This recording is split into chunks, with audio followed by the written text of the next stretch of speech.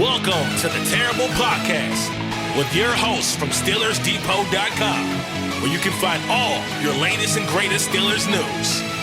It's Dave Bryan and Alex Kozora, always lit, talking Steelers. And now, here's Dave and Alex.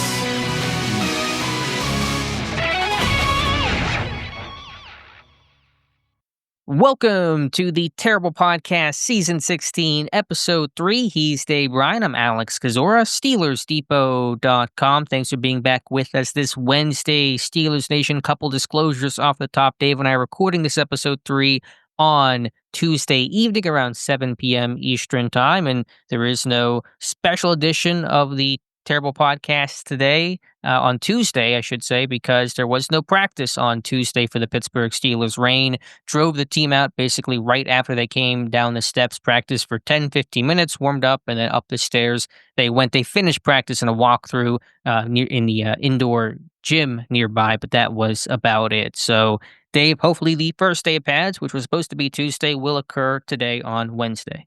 Yeah, I was really looking forward to padded practice on Tuesday, and boy, that's a 30-minute drive for you out there, and to sit there, take a picture, and watch them, I guess, go through stretches, and then the bottom falls out. And you have to get back in your car and go home again. So that's obviously, you only got to see a few things there, so there wasn't enough to report for a special edition podcast. And being as how we did miss and didn't have a special edition of the podcast, we'll go ahead and shout out our host or our sponsor for the special edition podcast. That would be touringplans.com. Lynn Testa and the fine folks over at Touring Plans. I handle all your Disney wants and needs, and it makes your preparation easy for anything associated with a Disney trip whatsoever. So not going to spend a lot of time at the beginning of this show, but just wanted to shout them out as a sponsor of the special edition podcast at the top of this show, being as how we didn't have that edition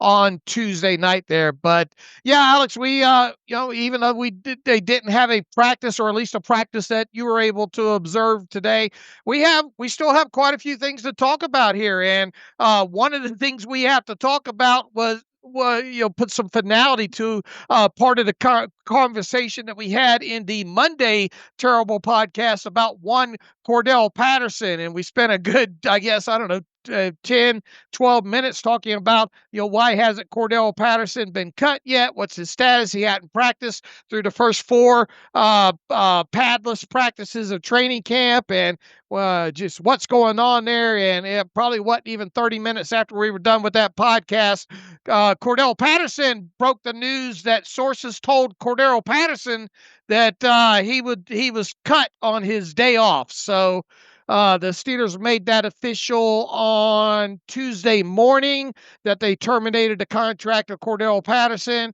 So that puts a bow on that. Do you want to use the phrase that I know you've been dying to use, and you've said a couple times about Patterson's release? Oh, yeah, they fixed the glitch, didn't they? Well, they fixed the glitch. Yeah, they finally fixed the glitch, and they avoided confrontation too, because they didn't. they jumped to conclusions.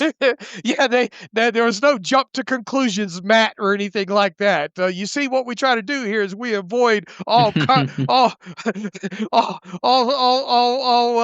those types of things here by doing it on the day off. But yeah, they fixed the glitch there.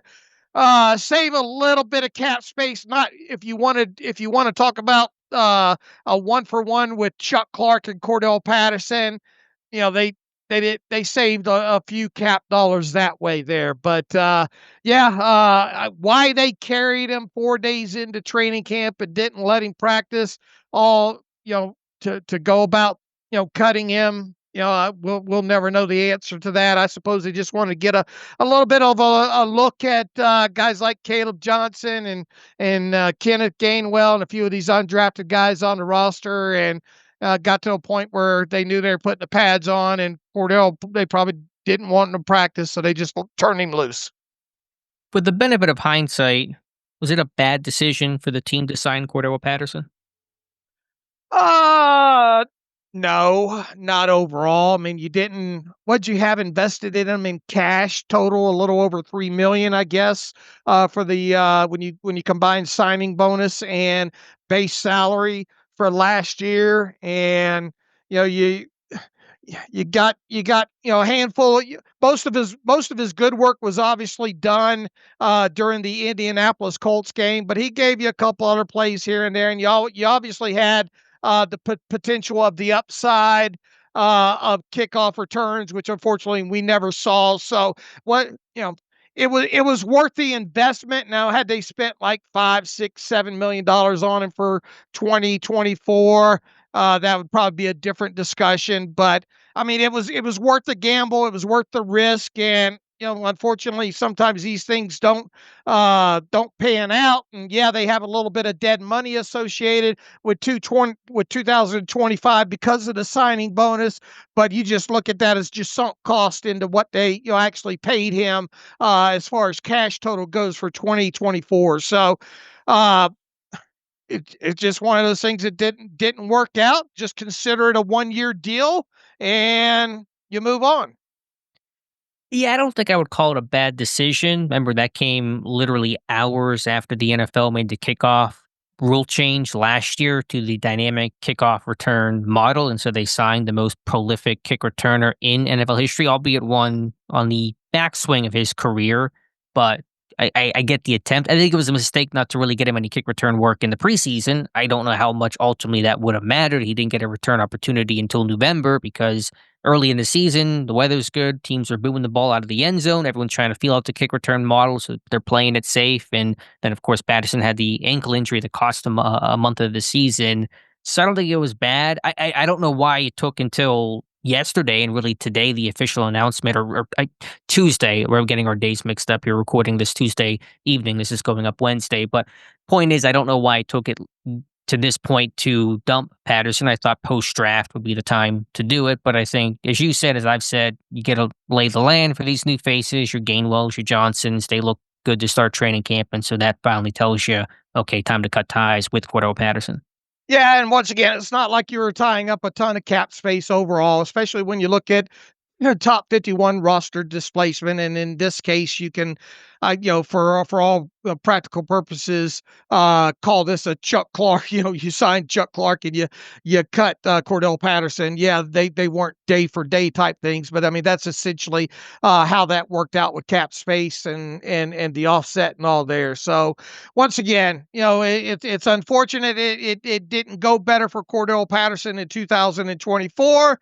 But for what you had invested with him, it was worth a shot to take that chance with him. And now you just move on from him. And you obviously have a young running back in Caleb Johnson to look forward to, and a guy that you can use in open space in Kenneth Gainwell, and they'll find a way to fill the kickoff return job. And Mike Tomlin talked a little bit about that after practice today. So, hopefully they'll be able to find someone that can at least do a better job than this team did on kickoff returns last year.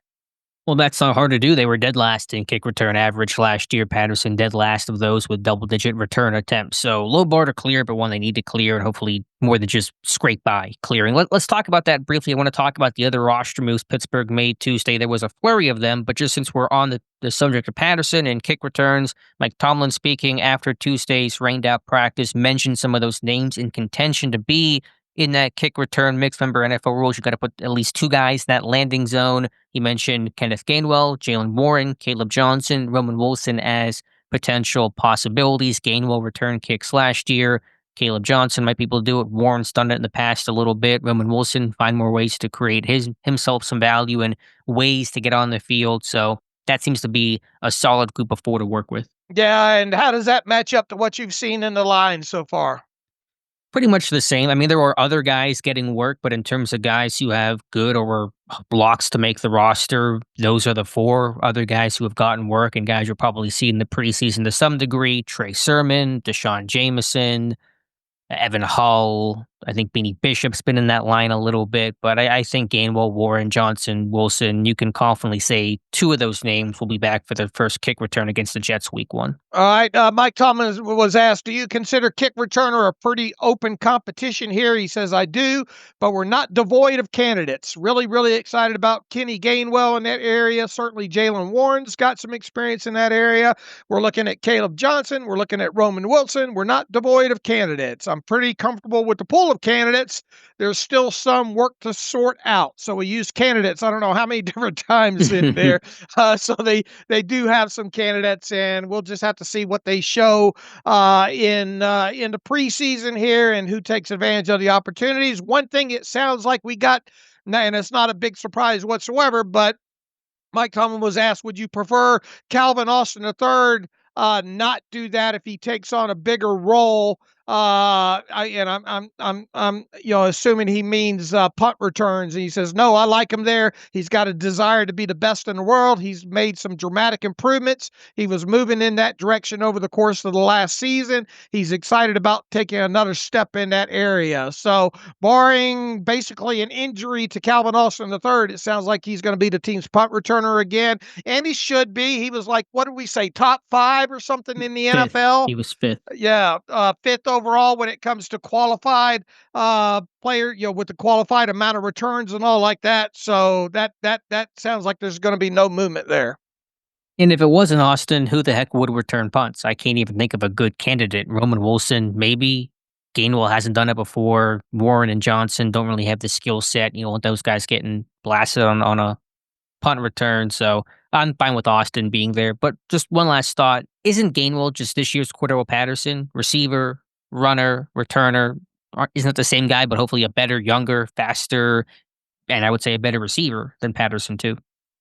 Yeah, I mean, obviously you hope. I mean, you're squarely looking at that guy too, potentially in the explosive play category, right? Because I don't envision him getting a ton of work when it comes to carries overall. But I mean, the Steelers, when they signed him, they talked about what we saw this guy firsthand, what he can do, and it was against us when it comes to getting the ball out in space. So I mean, if you can get 2 or 3 explosive plays out of that guy in a season, however it comes on the ground or in the passing game, then you're not going to go wrong in that area. And he's the type of guy, I think, that every time he touches the ball out there in space could potentially deliver 15 to 25 yards. Yeah, so I see a lot of similarities there, but hopefully better results. And I know Patterson has a receiver background, but I'm saying Patterson last year as a receiver versus where Gainwell's at receiver right now.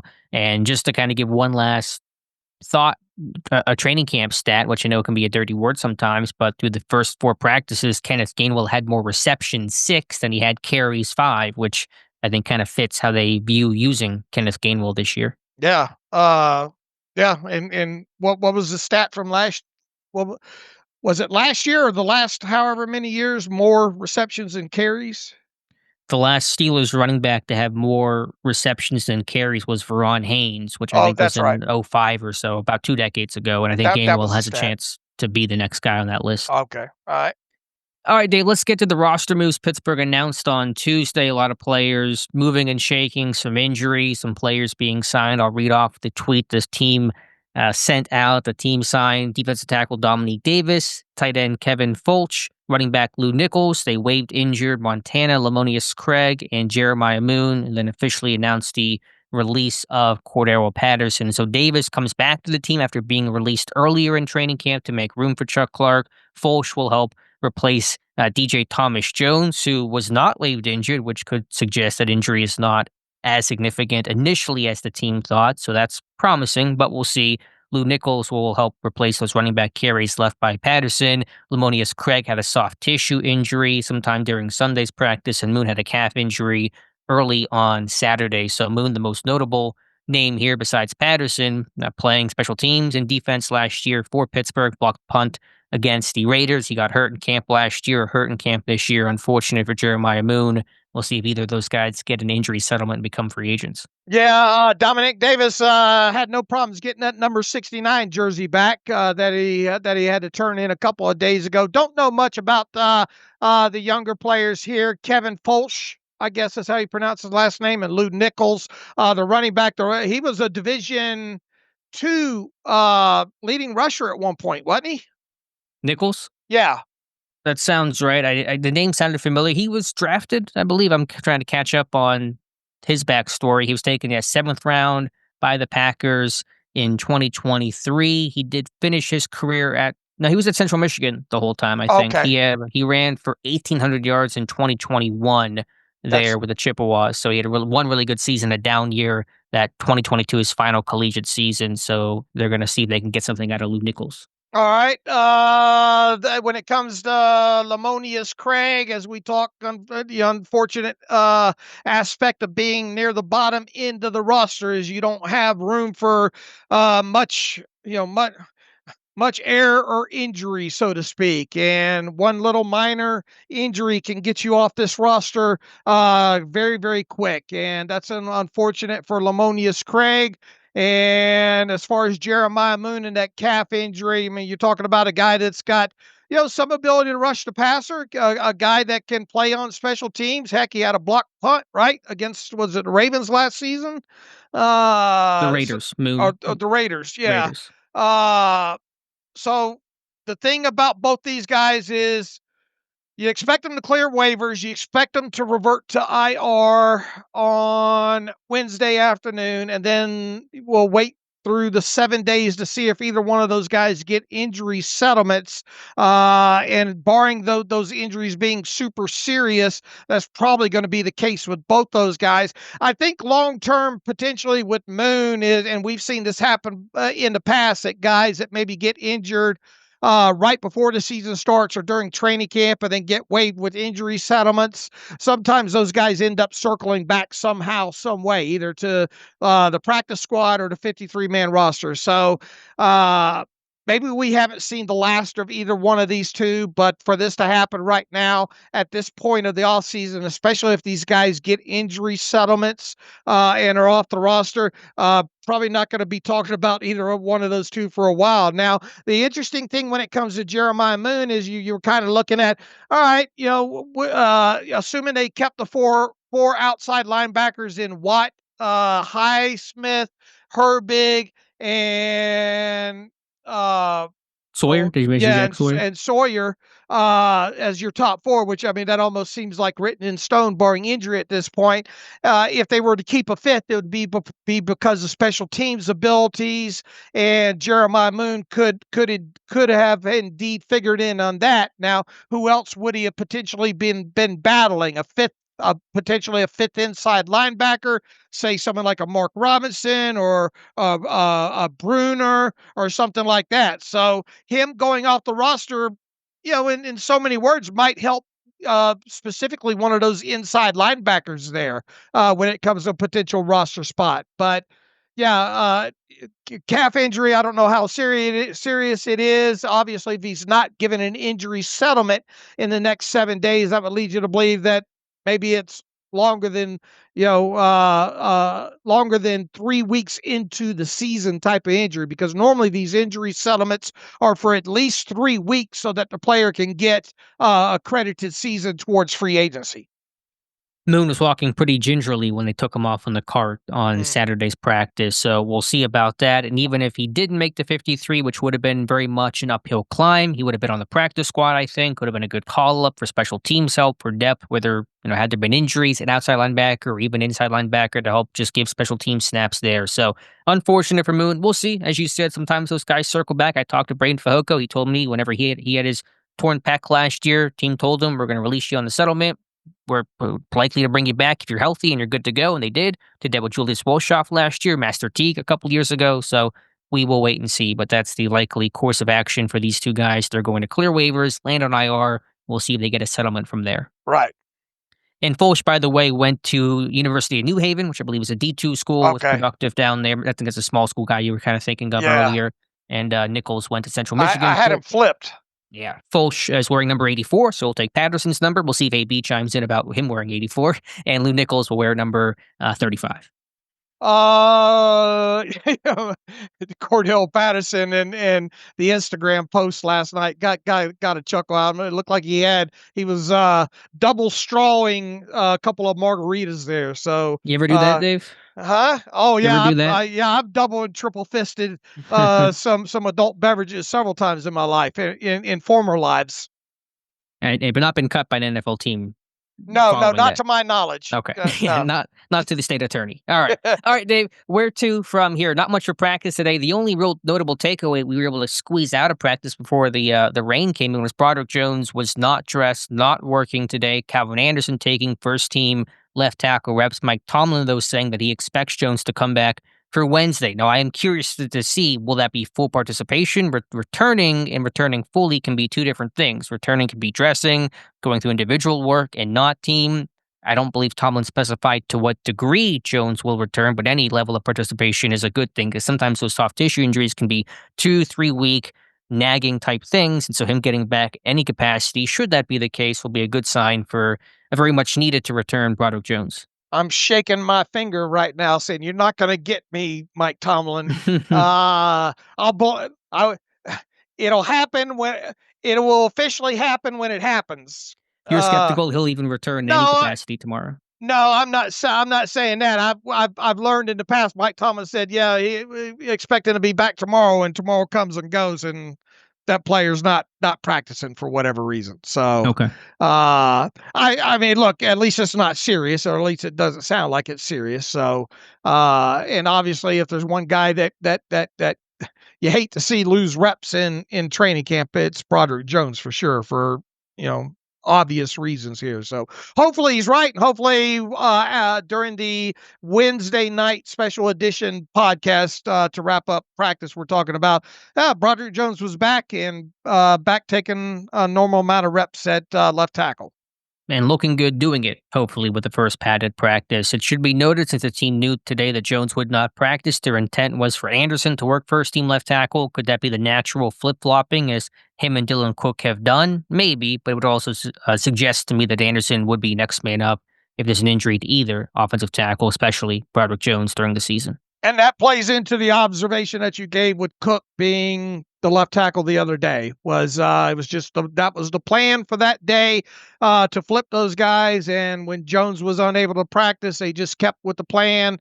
So probably, however, they might go 2-3 practices and then flip the guys and go another 2 or 3 practices with Anderson or left tackle. So we'll just have to see how that plays out. At the very least, I think we'll see both Anderson and Cook get time at left and right tackle at some point during the preseason.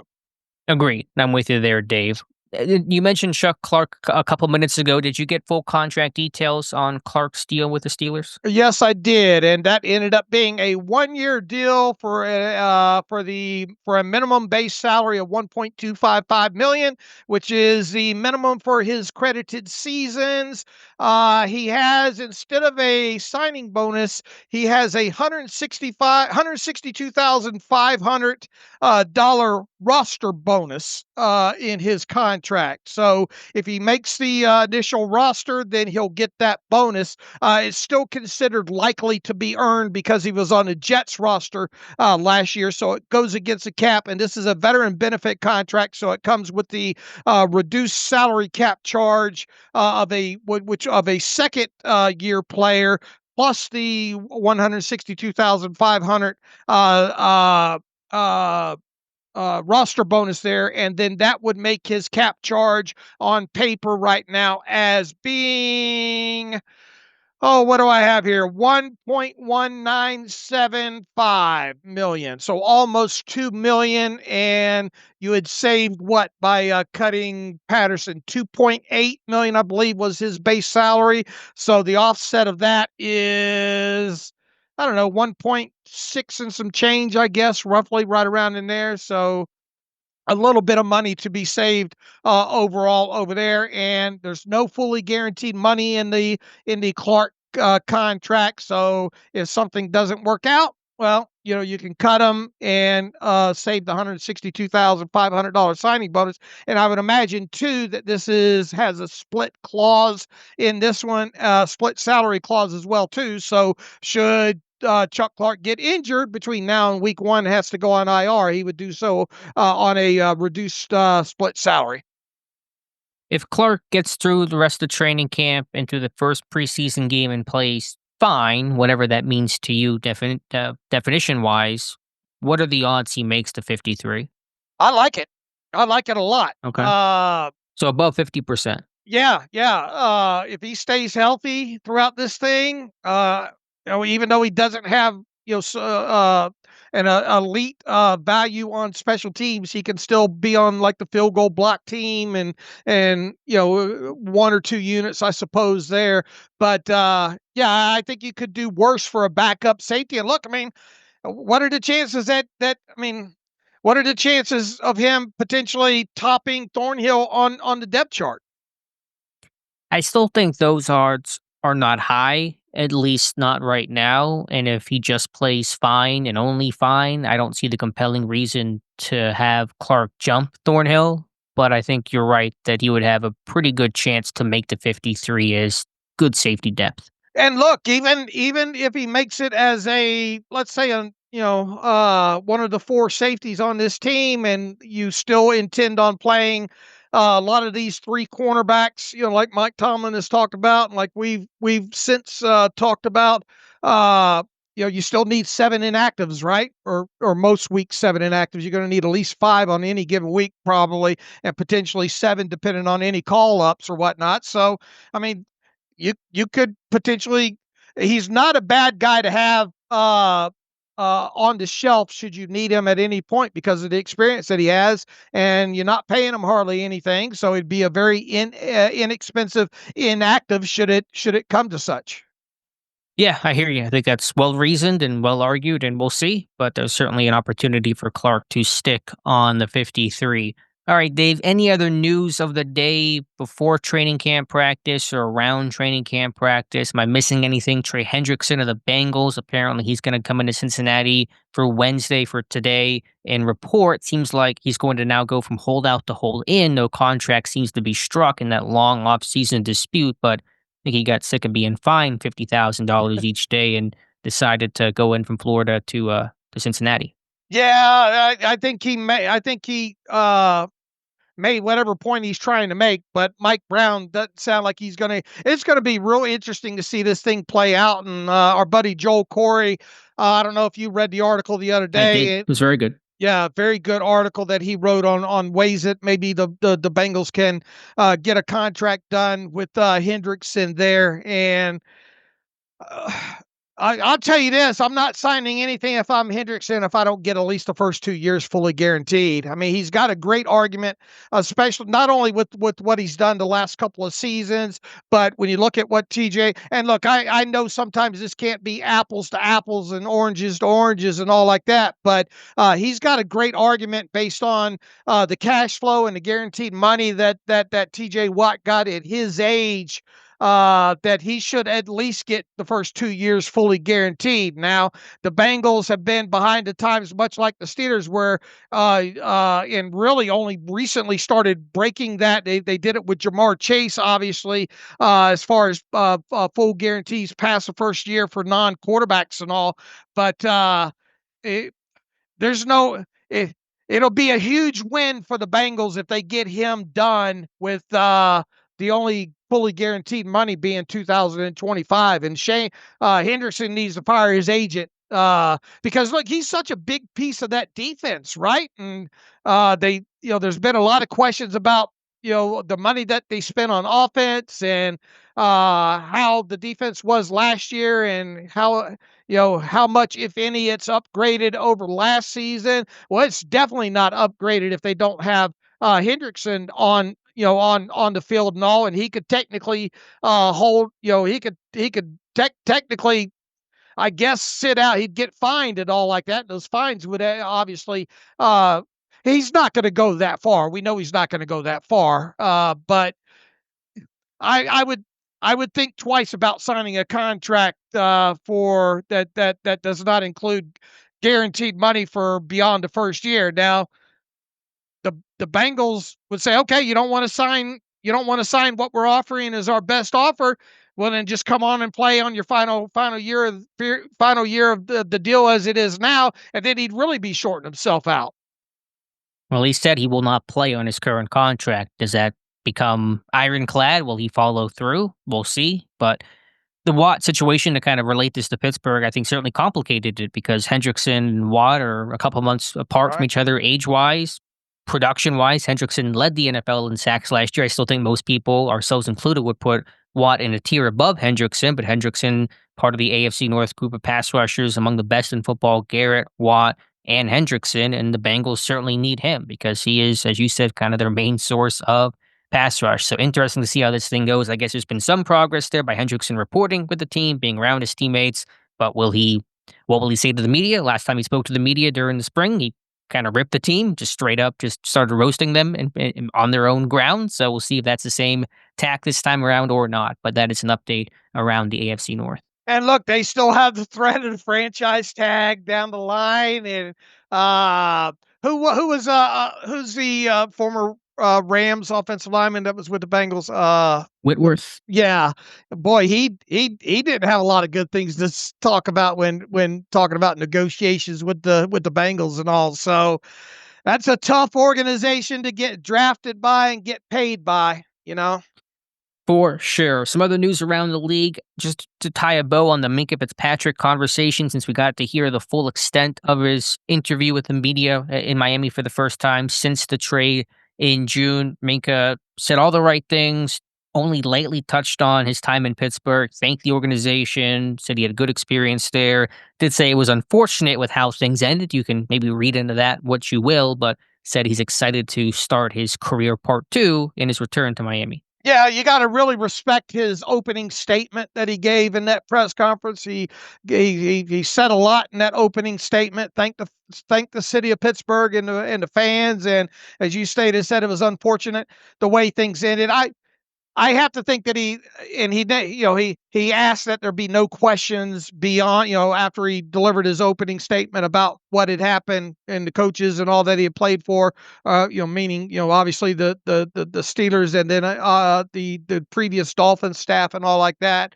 But I think he was kind of blindsided by this. I don't think he saw it coming. And yeah, I know they gave him, they reworked his contract and he's getting $2 million more in 2025. That there's no new money in the deal otherwise, other than that, other than pushing money from 2026 forward. They did add 3 void years onto the contract, which only helps really the Dolphins from a salary cap perspective there. And he stated that, just getting that done makes him feel like, he might be there a little while, but look, they could still just as easily cut him after the 2025 season if he doesn't have a good year or is injured and all like that. But I don't think he saw this coming overall, and I don't think this was contractual related because he obviously had 2 years left on his deal, and he had to know even if him and his agent were putting out feelers about more money, and I don't see how they could coming off the 2 seasons that he just had with the Steelers there. But even if he had there were some. They're trying to get some talks going in that direction. The Steelers just don't do anything with players 2 years out. So he was going to just be spinning his wheels whether or not he deserved a huge raise or not. Now, I guess he could have pushed to have money pushed forward from 2026, much in the way that the Dolphins ended up doing with him. But I think he probably would have been spinning his wheels that way. Now, I say that, and then I've been a big proponent this offseason of a guy like Chris Boswell getting an extra $3 million pushed forward. But if there's one guy that's severely underpaid in the NFL right now, it's Chris Boswell, right? So, and you're not going to give him a new contract with 2 years left on his deal. It only makes sense to push money forward there. So once again, I don't think they dealt Minkah because him being disgruntled or anything, or pushing for any type of new money or anything like that. I just think that when it came down to everything, for the Steelers to acquire the two players that they wanted to acquire and not have to give up draft picks in 2026, that it was going to take a significant player on the back end of that deal to get it done. And the Dolphins probably said, "Hey, what do you think about Mika?" And the Steelers said, "Well, yeah, we could probably go that direction," and that's why the deal got done.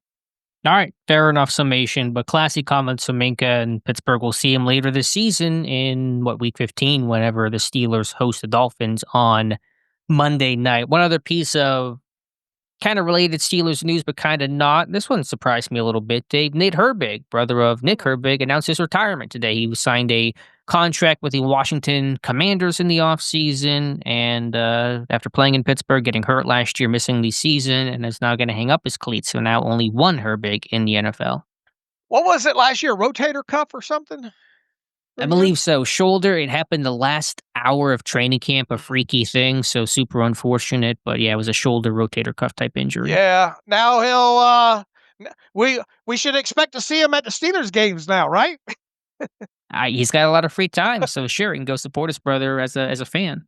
Yeah. So they officially placed him on the reserve retired list this afternoon. So that is official now.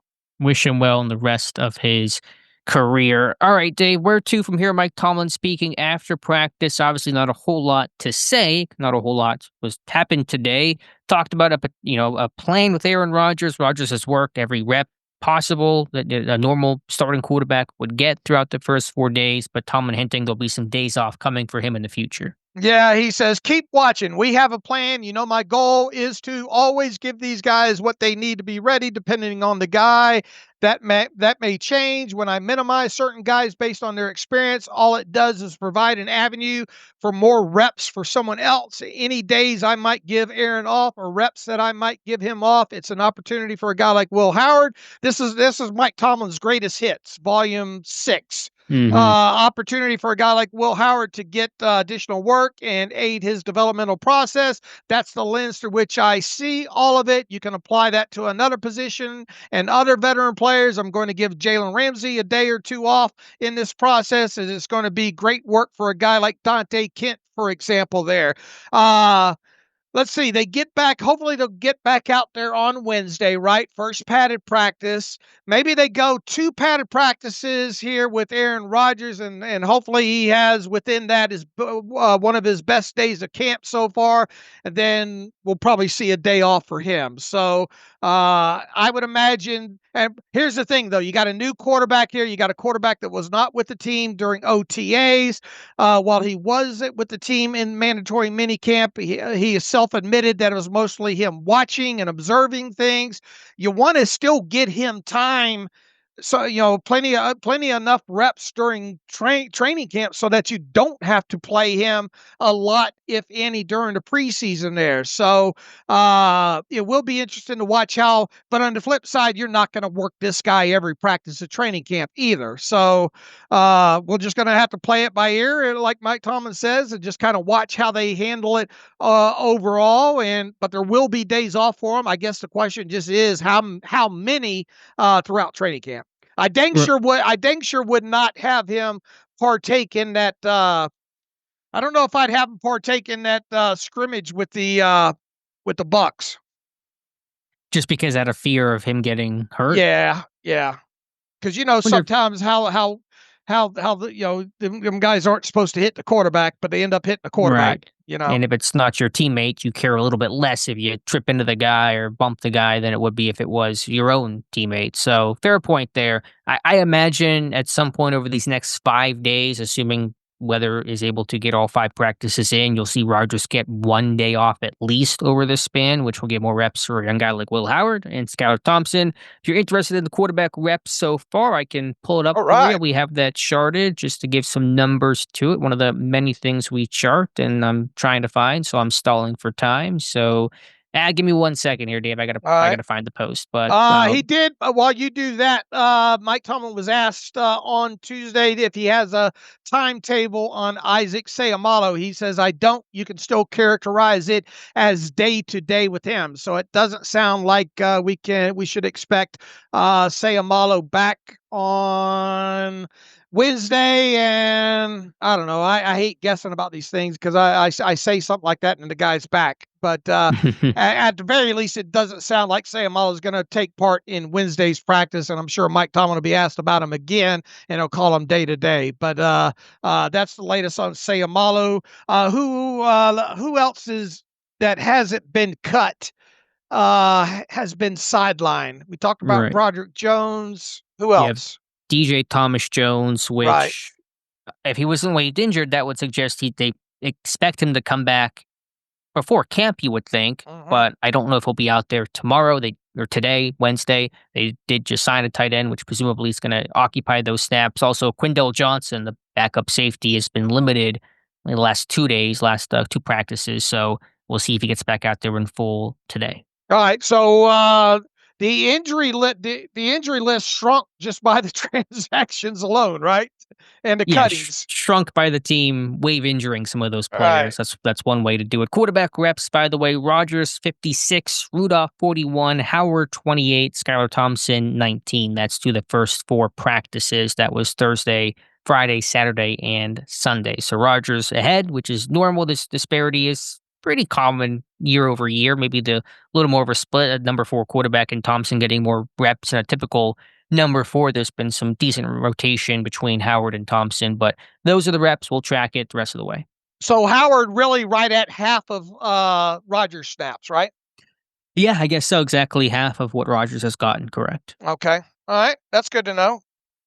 All right, Dave, where to from here? I don't know what there else there really is to talk about. We already kind of previewed the first day in pads previously, so I don't know if there's a matchup you're looking for. We didn't discuss. Mike Tomlin talked about the trench guys and excited to see that and the strength of the cornerback room, etc. But I don't know if there's a whole lot of new ground to cover. Yeah, it sounds like Peyton Wilson's gearing up to take on Jalen Warren, so that should be a good one.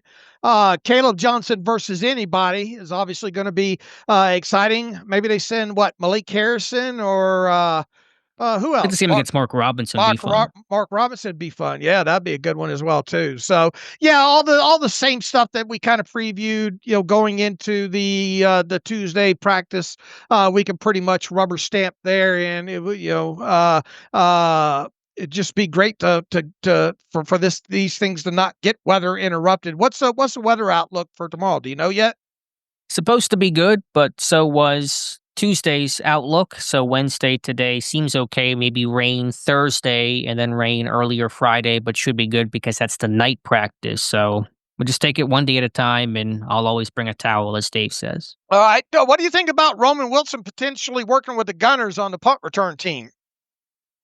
Has someone said that?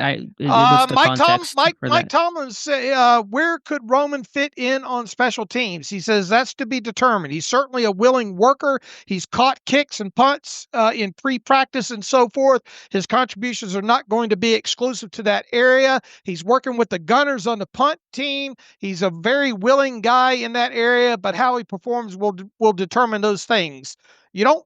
I don't think of Roman Wilson and look, he was a physical guy in certain situations at Michigan and all like that, but I don't think that the first idea that pops in my head when it comes to Roman Wilson and special teams is gunner.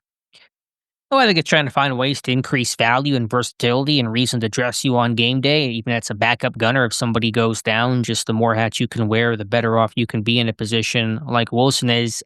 I trust and assume what Tomlin is saying is true. I've not yet to chart Wilson in some of those groups. Maybe he's done stuff on the side. They occasionally do some real just one-on-one type work on the side, working on releases that I don't always pay the closest attention to because I'm watching the special teams period elsewhere or something else going on. So I'll keep an eye on that. But the more hats you can wear, the better. And so I'll certainly note that if he gets any more formal work as a gunner. But to my knowledge, that's not taken place, at least in training camp in the spring. Maybe it did. I don't know. Wasn't at OTAs at minicamp, obviously. But keep an eye on it. All right. I think that's all I have, Your Honor. From your... Mr. Mr. Carosa. Is it, yeah, there's an inside joke there. Well, why don't you tell the people where that came from? Well, that was off the Not Just Football podcast, right? I Right. kind of woke up to this message here. Listen, my last name has been mispronounced much worse than many other times. So that was from Hayden Walsh, the co-host of Cam Hayward's podcast. And I take it as a compliment overall, getting the shout out, Hayward correcting it. So very nice of those guys to acknowledge myself. Yeah, of all people to make sure someone gets your last name right, Cameron Hayward. That's good company, Alex Carosa. Yeah, we are BFFs. He's sitting here in the house right now before practice. I'm driving him to St. Vincent today. No. All right, Dave. Well, from your 30,000-foot view at the Las Vegas Steelers Depot Metroplex, what's been your impression of Steelers camp the first 4 days? You just kind of give some overarching thoughts on what I know you're not there. We got to get you to camp one of these days, but just kind of your overall sense of how the first 4 days has gone from somebody seeing it from afar and it being able to absorb probably more angles than me, who's so narrowly focused on just right in front of me. What's kind of been your impression? Well, first and foremost, there's a huge benefit in these post-practice special edition podcasts for me. All right, and the beauty of it is I try to drill you down for certain info on any given day based on what you put out there, what other beat writers put out there, your notes and all like that. I specifically ask kind of the questions that I ask because I'm selfish. All right. I want my own questions answered. And in doing so, I like to think that I'm helping the masses because I'm asking questions that I think a lot of people that aren't like me, that aren't at training camp, can get those answers. So, my whole methodology behind doing these with you is because I'm selfish. I want my own questions answered, and you do a great job. You paint a great picture of it for me, and then that helps me in setting of who I think is going to make the roster, who I think is going to be practice squad, what to kind of look for, maybe specifically with line rotations and really positional groupings during the preseason. And obviously, I can watch the preseason games myself and then judge some of the play in game and all like that. So first and foremost, that's just my methodology behind it. Now, if you want to talk about just 30,000-foot takeaways after just 3 unpadded practices right now, my main one is the defense.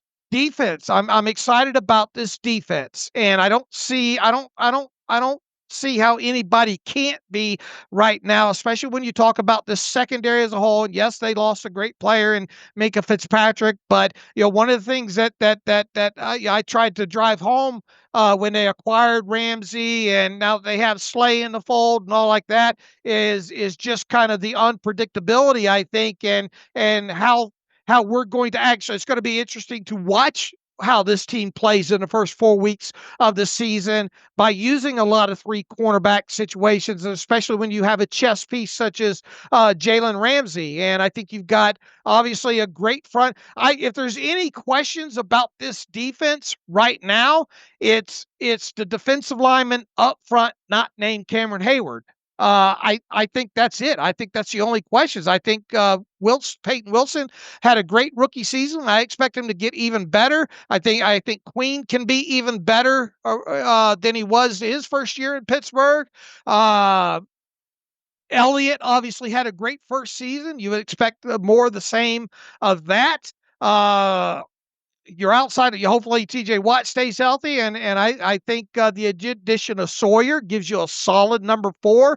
So I think the only questions about this defense at this point, assuming they stay healthy as is right now. And look, I love the addition of Chuck Clark. I really do. I think that makes for an extra insurance piece there as far as depth goes there. So I really think the only question that needs to be answered once we get into the season is how guys like Derek Harmon, how guys like Aquale, how guys like Waya Black, some of these other guys in the middle here, how those guys perform, and maybe specifically more so against the run than anything else. Because as we said, this team has got to be better up the spine, and I think on the back end, one for one, even though the loss of Mika, I think they are. But I think the biggest question might be up front for those players not named Cameron Hayward there. So my main takeaway is just the positive, the growing positivity I have about the defense. And, obviously the offense hasn't, done much, but it's been four practices of unpadded play. I'm liking what I'm hearing about DK Metcalf, as we should, for the amount of money that they're paying him. There are obviously some questions that are going to have to be answered about the offensive line and these two tackles in particular, but I don't want to draw any hard conclusions off of, not not seeing it, and B, them not being padded practices there. But I just think my main takeaway is, hey, this defense has the ability to be pretty damn good.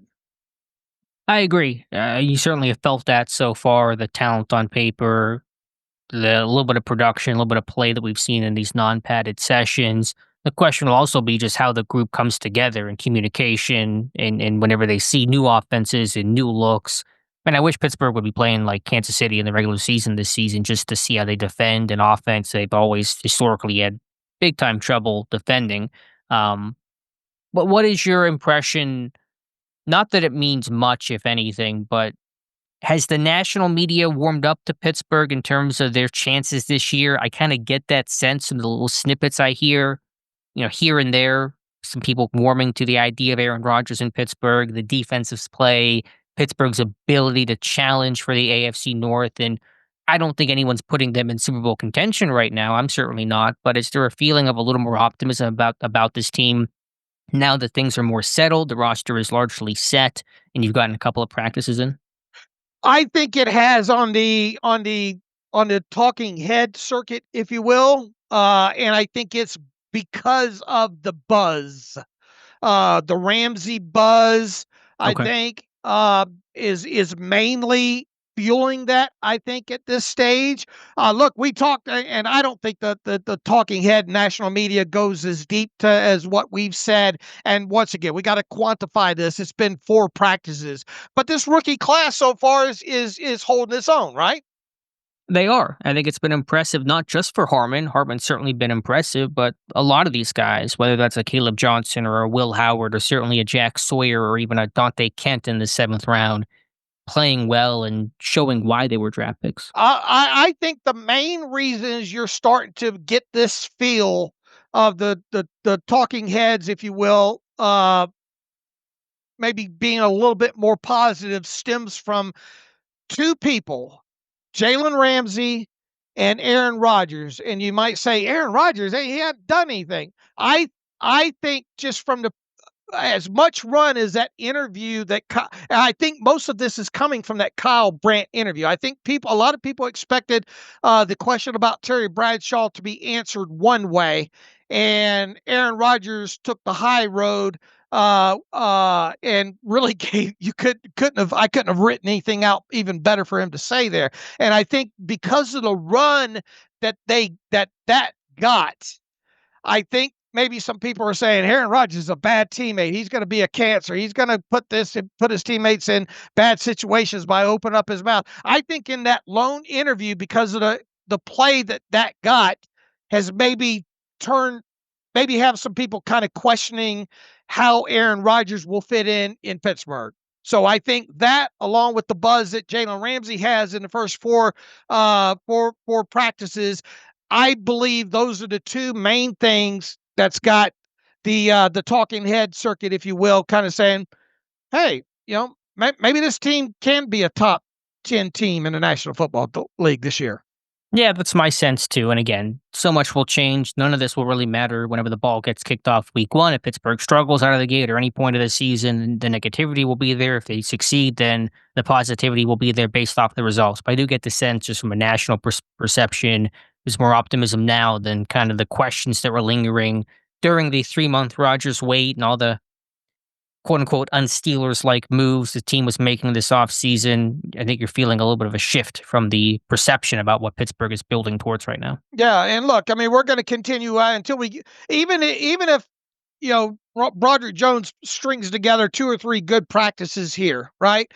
You're still going to have these questions about him once you get into the regular season. So we're not going to be able to answer some of these questions, I don't think, emphatically until this team returns back from Ireland in that game against the Vikings. And I will say this though about this defense and having a guy like Aaron Rodgers. I've stated this several times about the premier rock throwing type team. How many times over the years we hear Keith Butler say 17, 18 points, hold them to that. And, we're going to give ourselves a good chance to win. Well, they've actually lost, they've actually lost a few games keeping it under 20, right? How many games have they lost in the last couple seasons holding opposing offenses to under 20 points? I can look it up for you. It's probably been a couple. I'm gonna put it 2020 to 2024 because 2019 was the Duck year where they just had a whole lot going on there. So I'm gonna not count that. How many would you guess they've lost in that way before I look it up and give you the answer? I'm gonna say 5. Okay, I'm gonna look it up here. If you can vamp for a little bit. What is a reasonable expectation for points per game allowed this defense should be at in 2025, assuming all the pieces stay healthy? 19. 19. What were they at last year? I had to pull that up while you were. I wonder how close to 19 they were a year ago. Because even in the collapse, I don't know if they were giving up a ton of points. The scores were still down a little bit. They didn't play well. They really lost the war of attrition, etc. But just wonder what that average was last year. Where's rankings at? Okay, there's rankings. Let me go defense, regular season, NFL, points per game. 20.4. Okay, so a little bit below that. Would you change your answer now that you've seen that number from last year? That was kind of lopsided in a couple of later games. So, I mean, if you told me right now that you could guarantee me that the Steelers average points per allowed per game in 2025 is 19 and no questions asked, I think I'd take that. I think I would too. If I could lock that answer in right now. To go back to our question earlier, how many games has Pittsburgh lost since 2020, allowing fewer than 19 points, you said, right? So under 20? Under 20. You said 5. The correct answer, Dave, was 5. So you nailed it perfectly. Yeah, they lost, including the regular season finale last year to the Bengals, 1917, their only such loss of last season. Okay. I had in my head, I thought maybe thinking of that was 2. Was it 2 the year before in 2023? Looks like 1 the year before to Cleveland, that the Matt Canada's last game as OC. They also tied the Lions in 21. That was the Ben COVID game, 16-16, but not a loss, of course. All right. So my long-term memory is better than my short-term memory. All right. Well, here's the thing. If you hold teams under 20 points, you stand a great chance of winning, right? Especially, yes. That's my overall thought process here, especially with a guy like, if you keep a dadgum game close going into fourth quarter, and you've got Aaron Rodgers, you're going to have a chance to win the ball game, and a kicker like Chris Boswell, right? Right. But Pittsburgh can win in the regular season. That's a model to win September through December, first week of January. Pittsburgh can do that. They've proven that. You got to score some points to get over that playoff hump. That's been the issue. Now, the defense has allowed a lot of points in the playoffs as well, and that's certainly they've not always held their end of the bargain. But even if you hold, a team to 21 points in a playoff game, which is tough to do when you're facing some of these elite quarterbacks, but even so, your offense has to score to go on a run. And generally, haven't we talked about this in the past on teams that go on a Super Bowl run, that the defense generally has to win 1 or 2 of those games and keep a low-scoring game, and then your offense generally has to outscore an opposing offense a couple of times? I'm not sure. I'm sure in some sense that's correct. What I would say about the keys to the teams that win the Super Bowl, especially teams that may not be the clear favorite going in, the Chiefs of a couple years ago, for example, the weaker unit of the two over the course of the regular season has to surprise and step Right. up.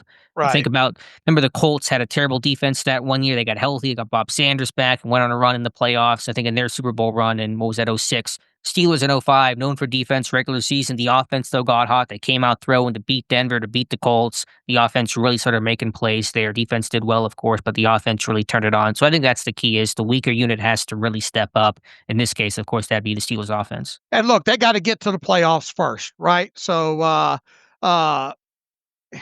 if this team can keep their health, and as we've said numerous times, I like the defense where it sits right now. Obviously, we're going to continue to question the offensive line if they can get the things done they want to get done on the running game. But it all boils down to, if this defense can keep opposition to under 20 points in a game, they're going to be in a lot of ball games, and they should win more than 8.5 games because of it. And people continue. At some point, you think this over/under line is going to move, because you just got to think this is an every off-season occurrence when it comes to the Steelers. They set the over/under line too low. People, they have to take a bath on it. The last several seasons, and at some point, will this thing maybe get to 9.5 by the time the regular season starts? I kind of doubt it, but could it get to 9? Or I don't know if they do how fractional they get, but 9.25 or something like that. They I don't think move they like do that. Yeah. Okay. Well, I don't know. It hasn't moved so far. It probably won't, barring something dramatic happening in the preseason. And even then, winning the preseason only tells you so much. Think back to 2023, Pittsburgh, perfect preseason, scored a touchdown every drive with the first team offense, get blown out by the 49ers in week 1. So we all know these things are grains of salt. They're not always perfect predictive power, how our preseason and summer goes and how that translates to the fall and the winter. But obviously, with so much new, you want to see some signs and glimpses of optimism, of the group coming together, of the reason why Pittsburgh did all its moving and shaking. I think you've seen it in very small moments, flashes of that, especially defensively, but a whole lot more to watch going forward. And look, how many years in a row now have the Ravens won the division? Twice in a row. Before that, Cincinnati won. When's the last time that in today's AFC North that a team has won the division 3 times in a row? It hasn't happened. So ever in the AFC North existence. Oh wow, I didn't realize that. Right. So I believe you. I just didn't realize. I know Pittsburgh has not won it since 2020, which is their longest divisional drought since I think the late 80s, early 90s. Right. And how bullish are people on Cincinnati to potentially win it? This is going to, outside of Cleveland, these top 3 teams are, any one of these 3 teams, especially if the Steelers stay healthy, all three of Cincinnati, Baltimore, and Pittsburgh could potentially make the playoffs. Oh yeah, 100%. Wouldn't bat an eye if all 3 of those teams did, and certainly any one of those 3 or 2 of those 3. And even Cleveland's never going to be an easy game in the regular season. I mean, they still can beat Pittsburgh. I mean, when was the last time Pittsburgh swept Cleveland? Didn't happen last year. Didn't happen in 23. Just mentioned the Matt Canada game. Did it happen in 22? Feels like it did, didn't it? Or no? No, they lost the first one. No. That night game, I think it was, that Thursday night game, 21. Let's look around. They beat him end of the year, and they swept him in 21 last time they swept the Browns. So no longer is that even your automatic. Big Ben owns them 2 wins a year against the Browns. Look, so hope springs eternal this time of year, and through 4 unpadded practices, I feel pretty good about this.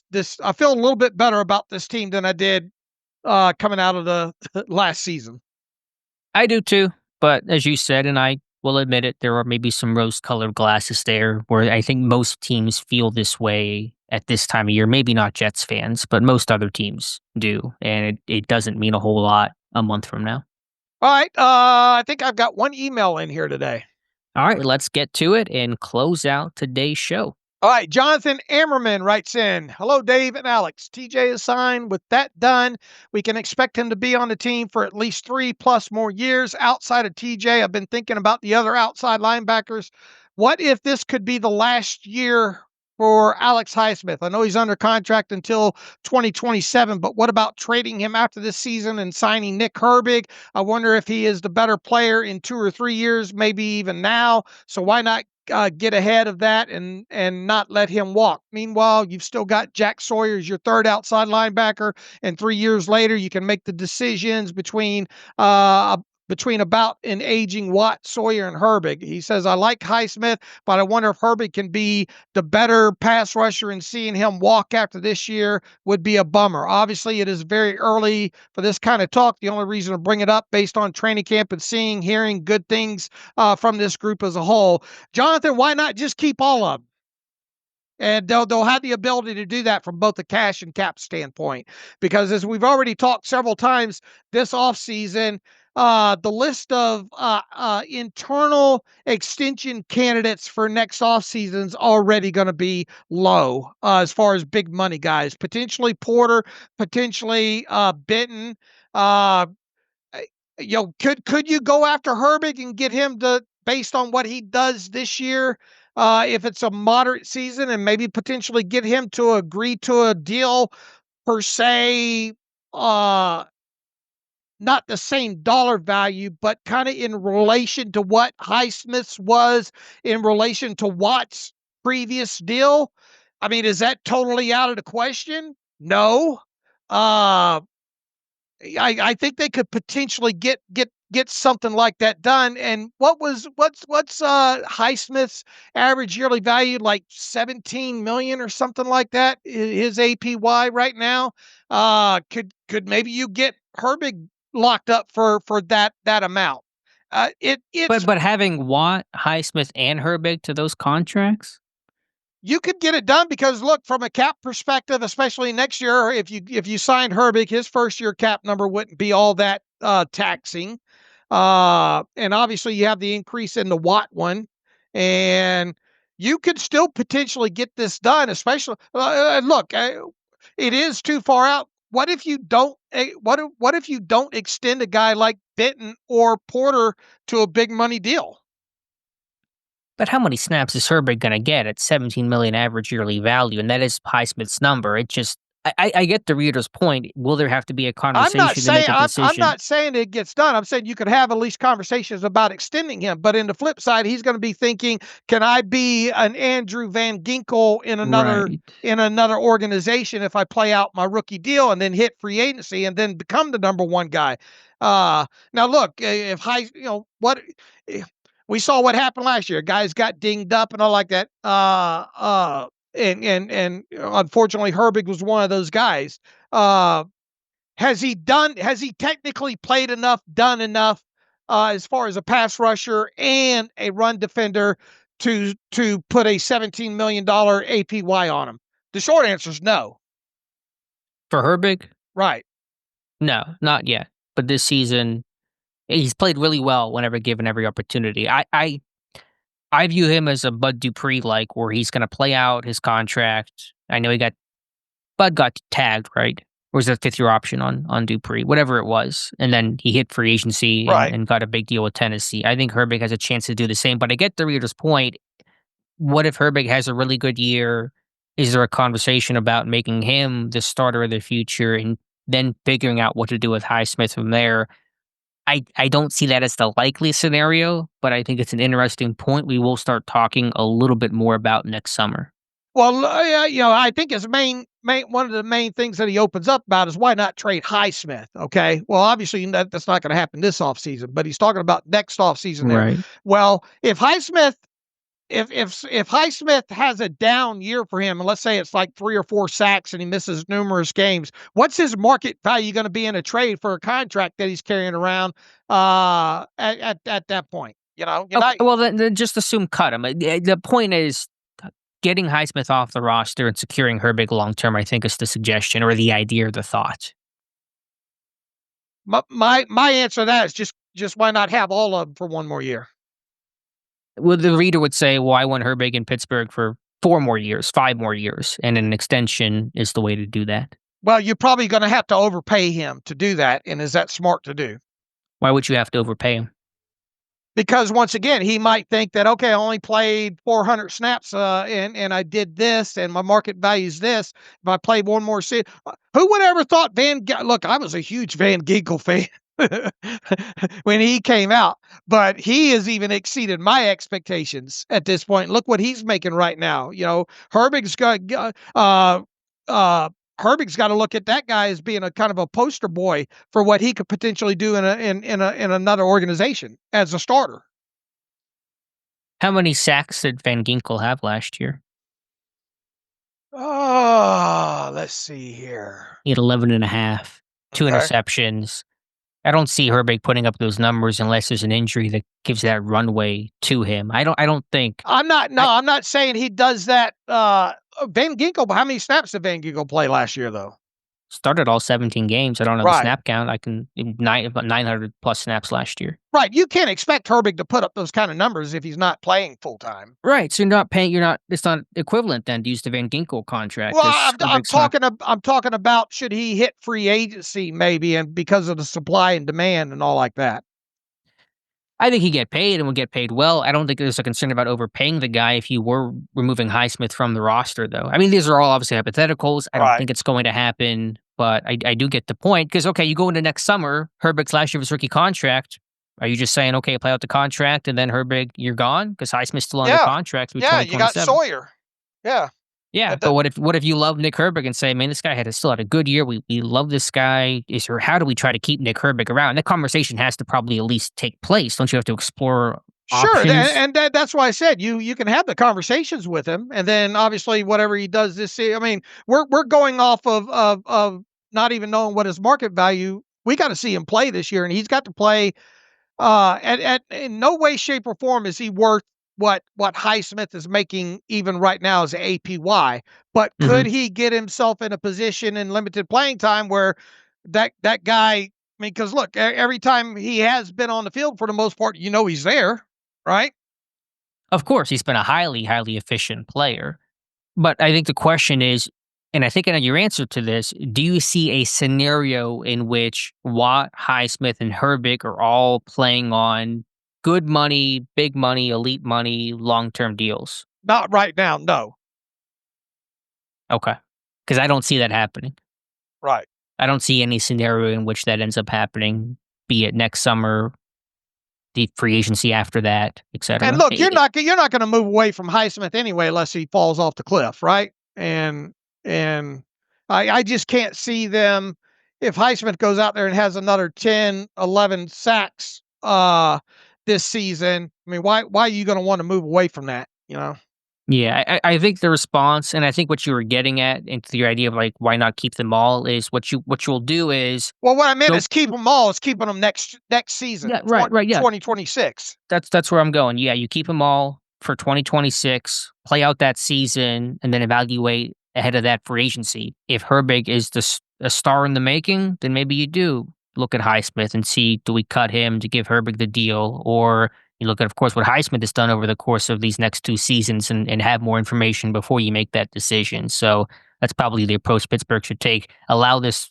cycle to run its course and have all the information possible before making a fairly radical decision on potentially moving a guy like Alex Highsmith. And look, I mean, we're talking way down the line too. What happens if you get through the 2026 season and Highsmith takes a step back in 2026, and you got Herbig sitting there that has played continues to play well in whatever snap opportunities he's given, and shows you that he could potentially be the starter. Could you have a situation where you might consider even franchise tagging him or transition tagging him to keep him in Pittsburgh? Right, you could. Yeah, I think that's whenever you would look at Highsmith and say, okay, Highsmith, after 2026, Highsmith at that point is signed through 2027, so 1 additional year. That's where you really make your decision on who to roll with long term. And well, look, we've cut, and luckily there's only one question to cover today in the podcast, and normally we don't like to get into these hypotheticals and all like that, but I think as a logical outcome to all of this as we sit here today is that Herbig plays out his rookie contract and then goes off via free agency. Yeah, I think that's where things stand right now. Right. So, but interesting and question. Things can change in a hurry, Yeah, and I think it'll be an interesting talking point. There may not be a headline story of, say, next summer, but I think we'll get a little momentum with the thought of what is Herbeck's future in Pittsburgh, and is there a way to keep him beyond his rookie contract? The best thing I can say is, man, you got to be excited about having those four outside linebackers right now. Oh yeah, when was the last time? Assuming Sawyer becomes something, at least a good backup. When was the last time Pittsburgh has had this kind of complete depth starter, just room at outside linebacker? Oh man, I guess. If Sawyer becomes a good player, maybe not even a star, but a good backup, will this group be better, or will the Watt, Highsmith, Dupree group be better? I don't know. Dupree had lost a little bit of steam there, really. You know, It was just a short window in which all those right. guys were together. Dupree getting hurt. I think that was Highsmith's rookie season. I would still say this group, if Sawyer can become decent, will be better. I would as well. I'm excited about this group this year. Me too. So when was the last time Pittsburgh had as good a group as they do now? Clark Hagan's never played with Harrison and Woodley, right? He played with Harrison. Oh, I'd have to go back in the annals. I mean, it's obviously you'd have to go back to probably 2010? Well, who were the backups in 10? Of course, you had Harrison and Woodley. Hagan's played in Woodley's rookie year, and that was Harrison's breakout season, but that I wouldn't probably count that. Anyway, I don't want to get lost in the question. Let's say you had, Ferrier was inside. He had 6 sacks that year in 2010. What was 2008? No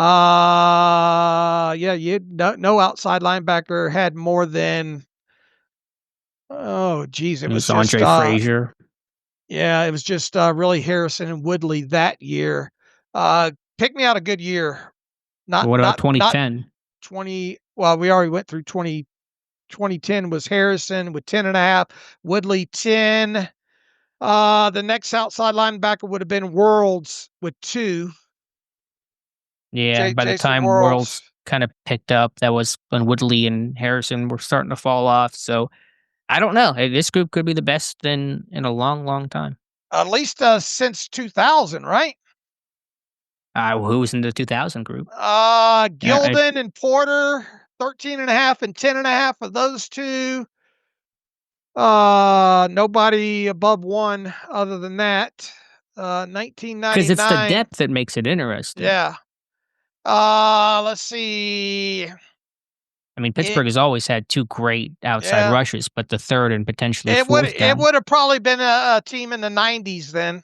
Like Green and Lloyd and Chad Brown and that kind of stuff. Yeah, honestly, and that's not hyperbole. It sounds hyperbole, if you would say, but I don't think it is. Right. All right, we got through the email there. This will go up on the site first thing. What's today? First thing Wednesday morning. Alex, when he returns from camp, hopefully he'll be dry on Wednesday. We will have a special edition of the Terrible Podcast to recap the training camp practice, and that one will hopefully be in pads as the Tuesday one was planned to be. So until then, you can follow me on Twitter /X at Steelers Depot. Follow Alex at Alex_Kozora. Follow the show at Terrible Podcast. Email the show, theterriblepodcast at gmail.com.